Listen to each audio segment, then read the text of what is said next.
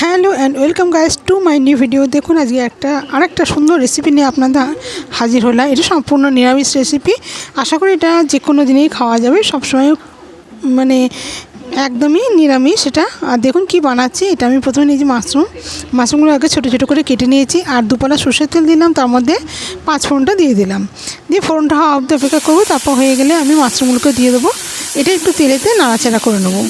একটু নাড়াচাড়া করে নিয়ে আর আলুগুলোকে আমি ডুমো ডুমো করে কেটে রেখেছিলাম, সেই আলুটা একটা সিটি দিয়ে রেখেছিলাম। এবার আলুটাকে দিয়ে দিলাম, দিয়ে দুটোকে একসঙ্গে ভালো করে নাড়াচাড়া করে নেবো।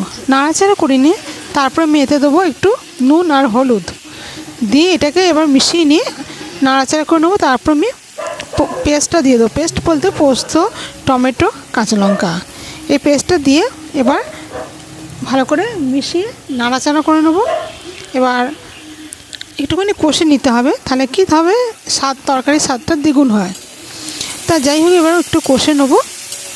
কষে নিয়ে জল দিয়ে দেবো, আর জল দিয়ে আমি 5 মিনিট মতন ঢাকা দিয়ে রাখবো, জলটাকে শুকোবার জন্য।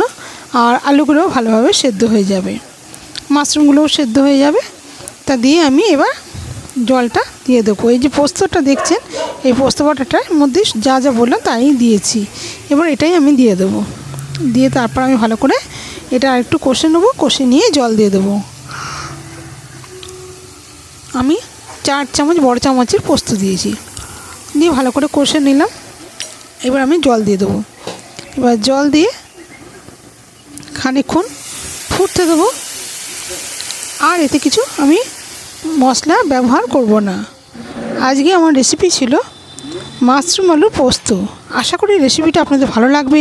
আর যে কোনো দিনই খাওয়া যায়, অসুবিধে কিছুই নেই, আর খেতেও ভালো লাগে। বিশেষ করে গরম ভাতের সঙ্গে ডাল হলে ব্যাস, আর কিছুই চাই না। তাই এটা খেতেও দারুণ লাগে।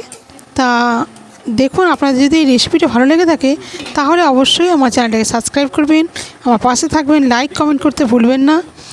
আশা করি রেসিপিটা আপনাদের কাছে ভালো লাগবে। আপনারা এইভাবে ট্রাই করুন, দেখুন অনবদ্য খেতে লাগে আর খুব টেস্টি হয়। যেহেতু মাশরুম আছে, পোস্ত আছে, স্বাদ তো হবেই। তাই এই ছিল আমার আজকের রেসিপি। আশা করি আপনাদের ভালো লেগেছে। আর ভিডিওটা দেখার জন্য অসংখ্য ধন্যবাদ।